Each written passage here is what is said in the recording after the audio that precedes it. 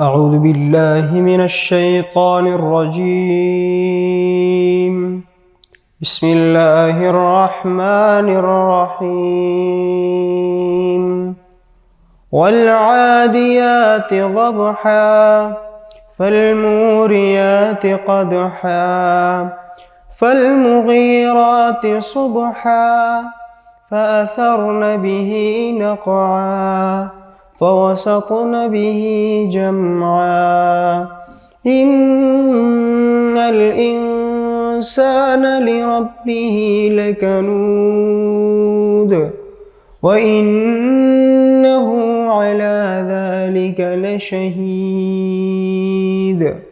व इन्नहु लिहुब्बिल खैरि लशदीद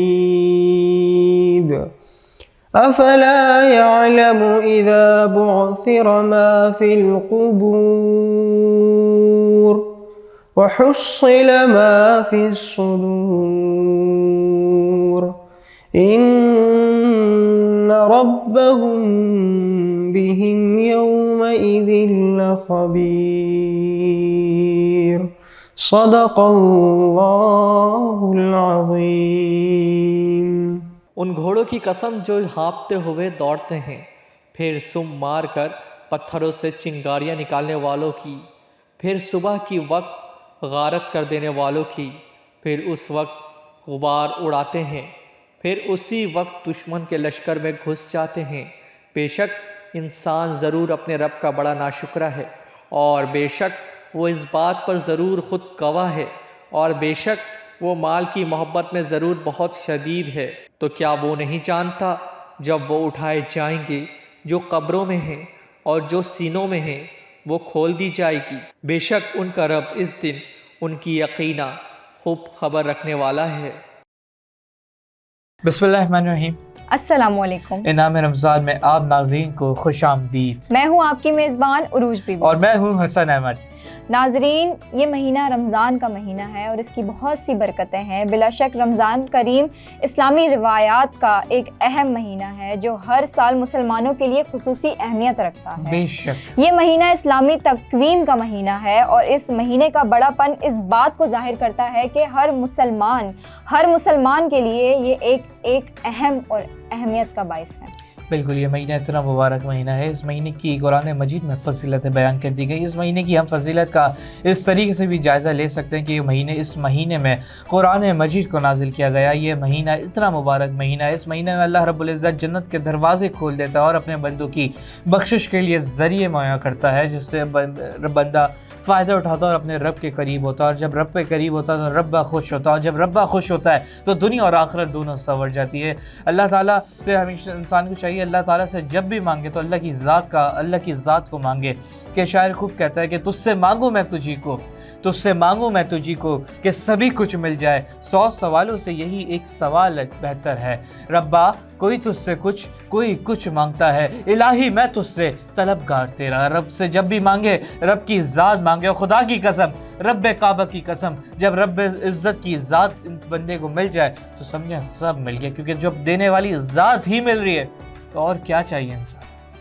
रमज़ान का मुबारक महीना एक अलग ही हमारे लिए अहमियत होती है इस महीने की, कि इसके अंदर अलग रौनकें दिखती हैं, हमें देखने को मिलती हैं अलग रौनकें।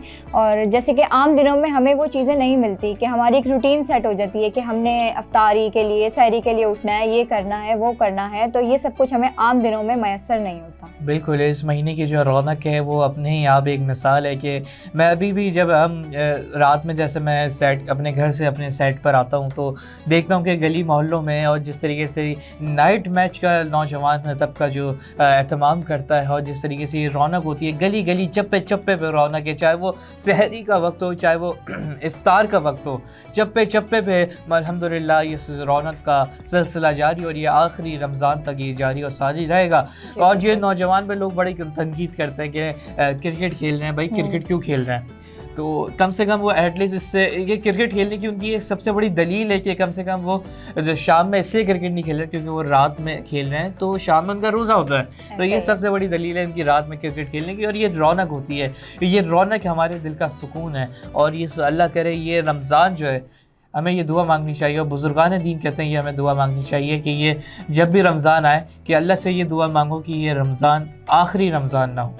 ज़िंदगी में बार बार ऐसे मौक़े हमें दिखाया अल्लाह, और अल्लाह रब्बुल इज़्ज़त ने, और हमेशा मेरे बुज़ुर्ग ये दुआ करते हैं जिनके मैं बड़े करीब हूँ, हमेशा वो रमज़ान मुबारक में शुरू के अशरे में और फिर मिड के अशरे में वो दुआ ये करते हैं कि यार अल्लाह तूने इस माह मुबारक का आगाज़ दिखाया है तो उसका अख्ताम भी दिखाइए, और खूब खुशियों के साथ, प्यार मोहब्बत के साथ, एतफ़ाक़ के साथ, हुस्न अखलाक के साथ, इबादत के जज्बे के साथ, ईमानी जज्बे के साथ इसका अख्ताम दिखाएँ, और अल्लाह हमें अपनी बख्शिश अता फरमाए।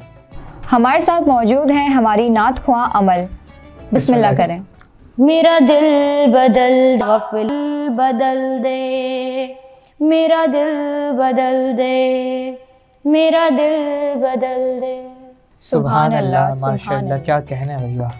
बहुत बहुत शुक्रिया अमल आपका कि आपने अपनी इतनी खूबसूरत और प्यारी आवाज़ में कलाम पेश किया। और नाज़रीन, जिस तरीके से हमने कहा कि माह मुबारक का मुक़द्दस महीना चल रहा है, इसकी अल्लाह की रहमत बरस रही है, इसकी बड़ी कदर व कीमत है। अगर बंदा मोमिन अगर इसकी कदर व कीमत को जान ले तो इसको गवा नहीं सकता। और ये महीना मुबारक महीना है, जैसे मैं शुरू में कहा कि इस महीने की फजीलत का अंदाज़ा हम इस तरीके से लगा लेते हैं कि कुरान मजीद को, जो अल्लाह की आखिरी किताब, जो हक़ की किताब, जो मेरे नबी करीम सल्लल्लाहु अलैहि वसल्लम पर नाजिल हुई, उसको इस महीने में उतारा गया।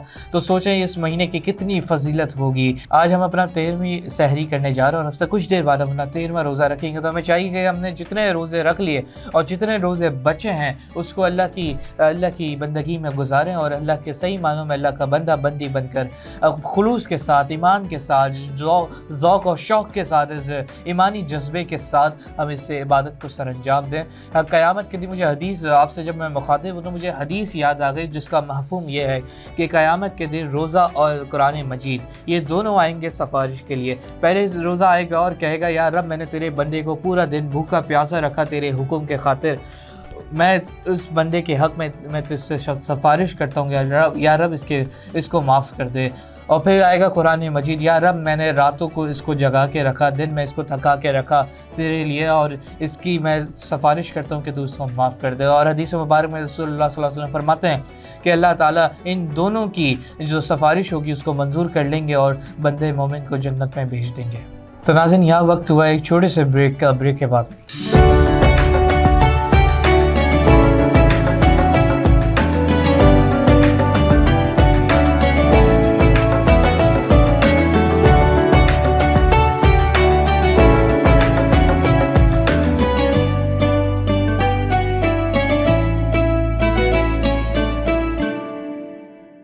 इनामे रमज़ान में एक बार फिर आपको खुशामदीद। तो नाज़रीन, आज जिस उन्वान पे हम बात करेंगे उसका नाम है गीबत।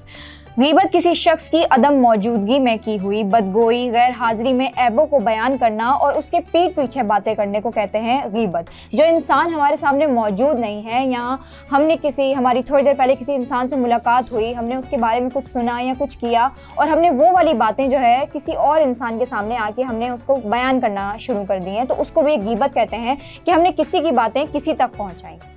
बिल्कुल, गीबत ऐसा गुनाह है जिसके लिए मेरे नबी करीम सल्लल्लाहु अलैहि वसल्लम की हदीस मुबारक है कि इसका मफ़हूम यह है कि जिसने किसी के पीठ पीछे उसकी बुराई की, उसकी गीबत की, तो गोया उसने अपने मरे हुए भाई का गोश्त उसके जबड़ों के बीच में लगा हुआ है। तो ये इसकी बड़ी बड़ी वईदें हैं जो बंदा गीबत करता है या बंदी गीबत करती है, इसके गुनाह, इसके और फिर उसका जो गुनाह करने के बाद जो इसका जो सज़ा है उसकी, वो भी बहुत बड़ी सज़ा है, जिसके लिए मेरे नबी करीम सल्लल्लाहु अलैहि वसल्लम की हदीस मुबारक काफ़ी सारी हैं। इसमें तालीमात हमें दे दी गई हैं कि किन चीज़ों से हमें बचना है और कौन सी चीज़ें हमें करनी है। और ये जो गीबत है ये सबसे बुरा अमल है। और क्योंकि जिस तरीके से मैंने पहले आपसे कहा था कि शुरू के दिनों में रमज़ान के रमज़ान मुबारक का ये महीना है, इस महीने की बरकतें बहुत हैं। और जब बंदा मोमिन जब इस महीने में गुनाह करता तो ज़ाहिर है जब नेकियां उसको इतनी सारी मिल रही हैं, तो ज़ाहिर है जब वो गुनाह कर रहा है तो उस गुनाह का भी उसको उतना ही मिलेगा जितना उसको सवाब का रमज़ान मुबारक में अजर अजर मिल रहा होता है तो गुनाह भी उसके उतने ही लिखे जा रहे होते हैं। हम आम दिनों में बुराइयां कर देते हैं कि फ़लाना, कभी ऑफिस में, कभी इंस्टीट्यूट्स में, कभी घरों के मसले, कभी यूनिवर्सिटीज़ के मसले, कभी ऑफिस के मसले, कभी रिश्तेदारों के मसले, कभी मियाँ बीवी के मसले, कभी जो फुप्पो के होते हैं, जो खालाओं के होते हैं, इनके मसले जो कि एक ख़ानदान को तबाह कर देता है। और ये ग़ीबत इतना बड़ा गुनाह है कि ये घर भी उजाड़ देता है। और इस ग़ीबत के लिए ही मेरे नबी करीम सल्लल्लाहु अलैहि वसल्लम की, जैसा मैंने हदीस मुबारक आपके सामने रखी, कि नबी करीम सल्लल्लाहु अलैहि वसल्लम ने फरमाया है कि जिसने फलां किसी के पीछे उसकी ग़ीबत की तो गोया उसने उसके अपने मरे हुए भाई का गोश्त उसके जबड़ों के बीच में लगा हुआ है। ये बहुत बड़ी बड़ी वईदें जो हमें इससे सबक लेना चाहिए और हमें ये सीखने की ज़रूरत है कि ये जो ग़ीबत है ये इतना बड़ा गुनाह है कि इंसान अपनी ज़ुबान से दोस्त भी बनाते हैं और दुश्मन भी बनाते हैं। जब आप ग़ीबत कर रहे हैं, किसी के दिल में फूट डाल रहे हैं, किसी के दिल में दुश्मनी डाल रहे हैं, तो फिर सोचें उसका अंजाम आप पे भी आएगा, पलट के आपको भी वो नताइज उसका सामना करना पड़ेगा। जब आप किसी इंसान के लिए गीबत करते हैं और इस तरीके से एक दूसरे के खिलाफ नफ़रतें फैलाते हैं, तो जिसके खिलाफ आप जिसके सामने बात कर रहे हैं उसको इस गीबत से फ़ायदा पहुंचता है, क्योंकि आपके जो अच्छे नामे अमाल होते हैं वो उसके नामे अमाल में दर्ज कर दिए जाते हैं। क्योंकि इससे जो गीबत कर रहा होता है उसको फ़ायदा कुछ नहीं होता, उसके जो नामे अमाल हैं वो ख़राब भी होते हैं। तो इंसान जो है इस चीज़ से ज़्यादा बचे। बिल्कुल, इंसान को बचने की ज़रूरत है कि माह मुबारक का ये मुक़द्दस महीना चले उरुज हम ना आज से ये हम भी ये तय करते हैं जी जी, और हमारी जो देखने वाली ऑडियंस है, जो हमारे लोग हैं, वो भी ये तय करते हैं कि आज से हम फैसला करते हैं कि हम किसी की ग़ीबत नहीं करेंगे। स्पेशली जो माह मुबारक का मुक़द्दस महीना चल रहा है, इसमें तो बिल्कुल भी किसी की ग़ीबत नहीं करेंगे, किसी की बुराई नहीं करेंगे। और ये क्यों बुराई, ग़ीबत क्यों?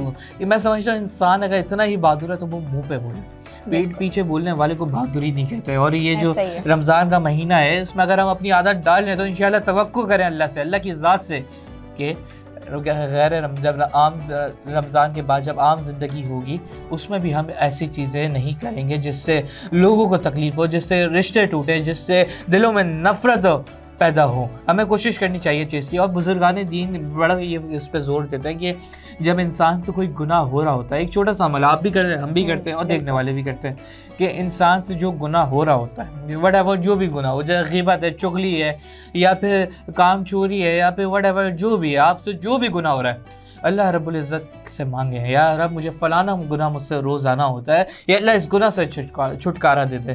तो अल्लाह ताला इंशाल्लाह तवक्को रखें, इस ईमान के साथ ये दुआ करें, इंशाल्लाह अल्लाह इन गुनाहों से निजात अता फरमाएंगे। और इस माह रमज़ान मुबारक में जो हम इबादत करते हैं, ज़कात देते हैं, रोज़ा रखते हैं, हम जितना भी कुछ करते हैं, हम तरावी पढ़ते हैं, हर चीज़ करते हैं, लेकिन अगर एक मुसलमान सिर्फ उसका एक गीबत से ही ये सब उसके गुनाह माफ़ नहीं हो रहे, उसके नामे अमाल में सब चीज़ें मतलब नेगेटिव ही आ रही हैं, तो इन चीज़ों का फ़ायदा तो हमें चाहिए कि हम इस माह रमज़ान के मुबारक मौके पर इन चीज़ों से बचें, ज़्यादा से ज़्यादा लोगों से हम बुराइयों से बचें, हम ऐसे काम करें जिससे अल्लाह पाक खुश हो, हम अपने अल्लाह ताला के करीब हो ज़्यादा से ज़्यादा। बेशक, जिस तरह उरूज आपने कहा ना कि रमज़ान का मुबारक महीना चल रहा है, ये तरावी, कुरान पाक, अब तो अशरबी तीसरा शुरू होने वाले जिसमें एतकाफ़ है और इसमें तिलावत कुरान, रोज़े हैं, ज़कात है इसमें, और बहुत सी बड़ी बड़ी इबादत हैं जिनकी बड़ी बड़ी फ़जीलत हैं इस माह मुबारक में। ये सब करने के बाद, ये सब आपने इबादत कर ली जी, उसके बाद कोई शख्स जाके किसी की ग़ीबत कर दे, किसी की बुराई कर दे, तो सोचें वो जो इबादत अल्लाह के सामने हाथ बांध के खड़ा हुआ, अल्लाह की बंदगी के नज़ारे दिखाया, अल्लाह से मांगा, अल्लाह से दुआ की, और फिर वही जब बाहर निकले तो किसी की ग़ीबत करके अपना दूसरा भेस अपना ले, तो सोचें कितनी बड़ी गुनाह की बात है और कितनी शर्मिंदगी की बात है। नबी करीम सल्लल्लाहु अलैहि वसल्लम ने फरमाया था कि वो शख्स मेरी उम्मत से नहीं होगा। सहाबा किराम ने पूछा कौन? सहाबा किराम ने पूछा या रसूलल्लाह वो शख्स क्या बेनमाजी होगा? आप फरमाया नहीं। या रसूलल्लाह कोई शख्स शराबी होगा? आप फरमाया नहीं। साहबा ने पूछा या रसूलल्लाह वो शख्स ज़ानी होगा? नबी करीम सल्लल्लाहु अलैहि वसल्लम फरमाया नहीं।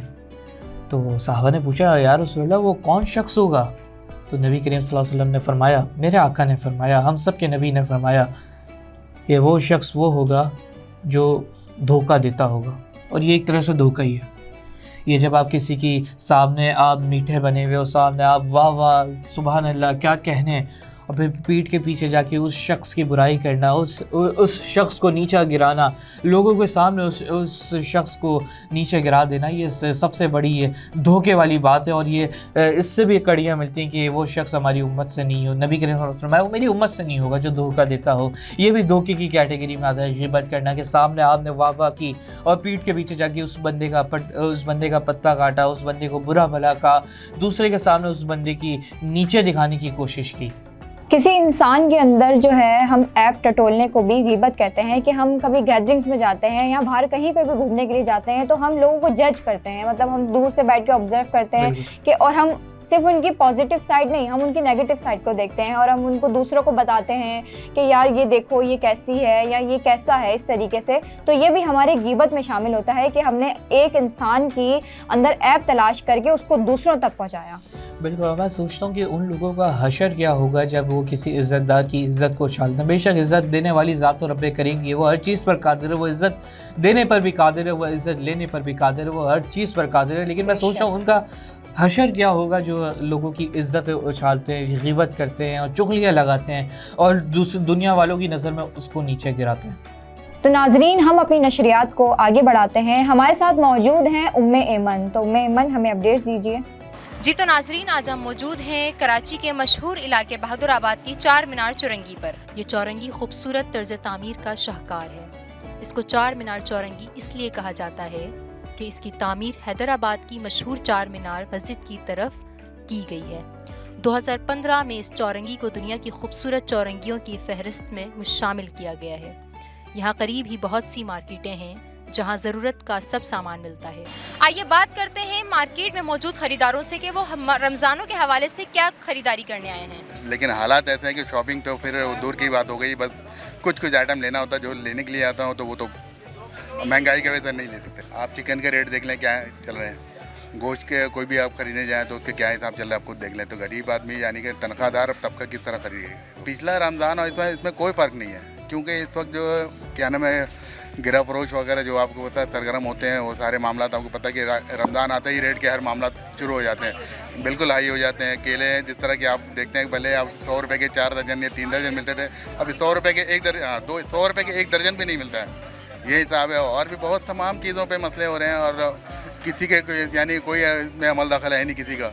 या कमिश्नर भी आते हैं यहाँ पर, कमिश्नर अगर आपने माल यानी कि अपनी चीज़ें पूरी की, खाना पूरी किया, साइड से जेब भरा और चले गए, ये सारे मामला था। सर अपील क्या करेंगे, अपील करने से ये है कि हमने अपील करने से हमारी कोई सुनवाई होती नहीं है, ठीक है ना। हम ये यानी कि जिस तरह ख़रीदारी कर रहे हैं बस उसी में हम रगड़े जाते हैं, यानी कि बस यही मामला थे। कोई कारोबार तो रमज़ान की वजह से इतना हो रहा है कि अगर आदमी को अपनी चीज़ लेनी बहुत मुश्किल है। इतनी मुश्किल है कि आज प्याज का रेट 400 रुपये किलो है, मुर्गी का रेट भी 620 रुपये किलो गोश्त का रेट है। क्या करें, बस आती है, रोज़ी तो चलती है, रोज़ी किसी ने बंद की है, रोज़ी तो चलती है, पर वो चीज़ नहीं है कि जो चलनी चाहिए। साफ ज़ाहिर हर आदमी मायूस है, हम क्या हर आदमी मायूस है। ये देखो, ये गोश्त वाला ऐसे बैठा हुआ है जहाँ हाथ धोने की जगह नहीं होती थी। तो हुकूमत से क्या अपील करेंगे, रात को 3 बजे गैस नहीं, 10 बजे गैस ले जाते हैं, सुबह 7 बजे गैस छोड़ते हैं, रात को 2 बजे बिजली लेके जाते हैं, सुबह 3 बजे लाइट भी छोड़ते हैं। क्या करेंगे, क्या पकाएं क्या खाएं, आधों के तो रोजे छूट जाते हैं।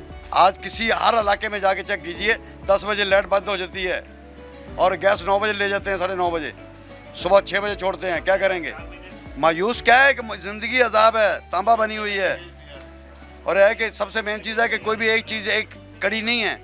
चैन चलती है मोटरसाइकिल की, पूरी चैन की कड़ियाँ होगी, एक चैन से नहीं चलेगी। अगर गैस है तो पानी नहीं है, पानी नहीं है तो बिजली नहीं है, तो बिजली आई है तो पानी नहीं आया। तो आया कि अल्लाह की मेहरबानी ने बिल वही आ रहे हैं, गैस हो या ना हो, बिजली हो या ना हो, बिल वही भर रहे हैं हम लोग। क्या करेंगे, कहाँ जाएं। रमज़ान के हवाले से कारोबार इस वक्त बहुत ही डाउन है, बहुत डाउन है। इसलिए कि लोगों को जो सैलरी मिलती है उसमें वो क्या पकाएंगे, क्या खाएंगे, क्या शॉपिंग करेंगे। मेरा गारमेंट्स का काम है, लेकिन वो क्या शॉपिंग करेंगे आप मुझे बताएं कि सैलरी के अंदर तो बचना ही कुछ नहीं है इन लोगों ने, तो शॉपिंग तो नहीं होती उन लोगों की। तो इस वक्त तो सभी परेशान हैं, पूरा मुल्क ही परेशान है। इस रमज़ान में काफ़ी ज़्यादा महंगाई हो गई है, करीब 25 से 30% महंगाई बढ़ गई है। और पिछले रमज़ान में कारोबार अच्छा था तो कुछ पता नहीं चलता था महंगाई का, लेकिन इस बार बहुत ज़्यादा महंगाई हो गई है, बहुत ही ज़्यादा नुकसान उठाना पड़ेगा। बल्कि बास दुकानदार ऐसे जो रेंट पर लेकर बैठे हैं वो बेचारे अपनी दुकानें रेंट की छोड़ के भाग जाएंगे। दुनिया भर के पैसे खा के भाग जाएंगे, जैसे क्रेडिट पे लिया है माल वो लेके भाग जाएंगे। नहीं, बहुत अच्छा था, अल्हम्दुलिल्लाह बहुत अच्छा था।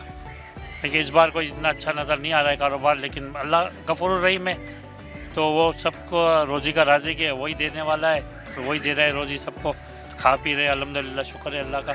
नाशुक्री नहीं करनी चाहिए, लेकिन इंसान रोता है, नाशुक्री करता है, जो गुनाह है। नाशुक्री अल्हम्दुलिल्लाह जो भी मिले शुक्र अल्हम्दुलिल्लाह, दाल रोटी खाओ, चटनी रोटी खाओ, लेकिन शुक्र करो अल्लाह का। कारोबार तो बिल्कुल है ही नहीं है। ऐसा है कि हर चीज़ जो है अपनी अरूज पे जा रही है, महंगाई जो है बहुत ज़्यादा है, कस्टमर आ ही नहीं रहा दुकान में और बैठे हुए हैं। बस अल्लाह का शुक्र है, पर उस तरह जैसे पहले था हालात हर चीज़ सस्ती थी, पर उस तरह का अब नहीं है। बहुत चीज़ें महंगी हो गई हैं और कस्टमर उस तरह चीज़ नहीं ले रहा। ज़रूरत की चीज़ें ले रहे हैं, मगर पहले जैसे लिया करते थे चीज़ें, अब उस तरह चीज़ नहीं ले रहे। पिछला रमज़ान भी उसी तरह था, पर इस दफ़ा और ज़्यादा टफ़ है, पहले से ज़्यादा मुश्किल हो रही है हमें, क्योंकि इस दफ़ा बिजली, गैस वगैरह हर चीज़ साथ और महंगी हो रही है, पेट्रोल, तो इस वजह से इस दफ़ा ज़्यादा टफ़ है हमारे लिए। अभी जिस तरह सियासी रजू हैं, हमें तो यही लग रहा है कि मुश्किल होगी आगे भी, इंशाअल्लाह तो अल्लाह खैर ही करे। तो अभी तो यही है कि मुश्किल की तरफ जा रहा है, तो खैर नज़र नहीं आ रही बिल्कुल। बहुत ज़्यादा मुश्किल है। वर्कर जो हैं वो भी कह रहे हैं कि हमारी जो है सैलरीज़ को बढ़ाया जाए, और क्योंकि हमारे लिए मुश्किल हो रही है, उनकी सैलरी नहीं बढ़ा रहे, वो काम छोड़ रहे हैं, तो इसीलिए हमारे लिए बहुत मुश्किल आ रही है। फिर इस टाइम 10 चीज़ें और देखनी पड़ती हैं, KMC वाले बहुत तंग कर रहे हैं और मामलात हैं इस जगह के, तो इसी तरह बस हर चीज़ पे जो है बहुत ज़्यादा मुश्किल है। पर हमें जो है रेट्स वगैरह और कस्टमर की वजह से बहुत ज़्यादा नुकसान हो रहा है, दुकानों में पूरा नहीं हो रहा सब कुछ। फ़र्क नज़र आ रहा है, आप भी देखें माशाल्लाह खाली पड़ी हुई है दुकान, ये महंगाई से फ़र्क पड़ा है, बिल्कुल ऑब्वियसली फ़र्क पड़ा है। क्लाइंट्स है ही नहीं, मार्केट ही खाली है। माशाल्लाह बेहतर था, अभी तो और जो है कम हो गया, इस साल मज़ीद कम हो गया, हर साल मज़ीद से कम होता जा रहा है। मैडम मेरा क्या, सबके अफेक्ट पड़ गया। आप हर चीज़ के हवाले से, ये तो हमारा लग्जरी आइटम है, हाउस होल्ड का है, तो इसमें तो अफेक्ट पड़ा है। बेचारे नौकरी पेशा हजरात हैं, उन पे तो कितना इम्पैक्ट पड़ा है इस महंगाई से। होती है, मगर इतनी अब जो महंगाई हुई है इसकी वजह से असरात तो सब में पड़े। मायूस तो चलें, वो तो मायूसी तो कुफर है, इंसान जो है मायूस नहीं होना चाहिए, मगर ये है कि परेशान है यार। जी तो नाजरीन, जैसा कि आपने देखा, आवाम बहुत परेशान है, ताजिर बहुत परेशान है। आवाम इसलिए परेशान है, महंगाई बढ़ती जा रही है, तो वो चीज़ों की कीमतों को देख कर ख़रीदो फ़रोख्त नहीं कर सकते। ताजिर इसलिए परेशान है, उनकी चीज़ें नहीं बिक रही। वो क्यों नहीं? इसलिए कीमतें बहुत बढ़ती जा रही हैं, कीमतें आसमान को छू रही हैं, तो दोनों बहुत परेशान हैं कीमतों को लेकर। जी तो हसन रूज उम्मेमन इस वक्त हमें अपडेट कर रही थी चार मीनार से। उम्मेमन आपका बहुत शुक्रिया। और नाज़रीन, जिस तरीके से उम्मेमन ने बताया कि महंगाई का दौर है, ख़रीदार ख़रीद नहीं रहे क्योंकि कीमतों में इजाफा हो गया, और जो बेचने वाले हैं वो इस पर रो रहे हैं कि ख़रीदार नहीं आ रहे। और हम नाज़रीन, ये महंगाई का दौर है, ज़ाहिर ये एक पाकिस्तान पर मुश्किल वक्त आए हुआ है बेशक के लिहाज से, कि हमने पिछले साल भी देखा और इस साल भी देख रहे हैं कि हम अशिया ख़ुरूनोश की कीमतों में जिस तरीके से तेज़ी के साथ इजाफा हुआ है। अल्लाह हमारे मुल्क में अल्लाह हमारे मुल्क पर रहम करम अता फ़रमाए, और ये जो मैशियत है अल्लाह इसको जल्दी से ठामे और ये अच्छे तरीके से हमारा मुल्क परवान चढ़े और तरक्कियों में आगे जाए। इसी के साथ हमें दीजिए इजाज़त। ज़िंदगी रही तो फिर मुलाकात होगी, और हमें बहुत सी दुआओं में याद रखिएगा, और सिर्फ हमें ही नहीं, उन गज़ा के मुसलमानों पे जिन पे इसराइल जुल्म कर रहा है और उनके पास वो सहूलियात मौजूद नहीं है। हम यहाँ बैठे हुए हैं, माह रमज़ान मुबारक का महीना चल रहा है और हमारे पास वो सारी सहूलियात मौजूद हैं, लेकिन उन मुसलमानों पर नहीं, तो उनके लिए ख़ास दुआ कीजिएगा। अल्लाह हाफ़िज़, अल्लाह नेगहबान।